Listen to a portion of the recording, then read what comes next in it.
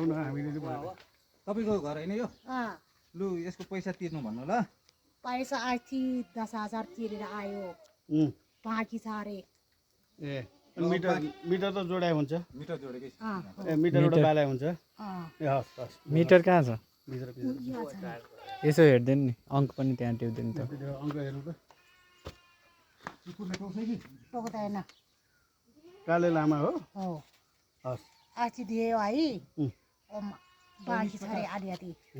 बाँकी छ अरे मिटरको अङ्क टिप्नु नि हेर न कहाँ छ मिटर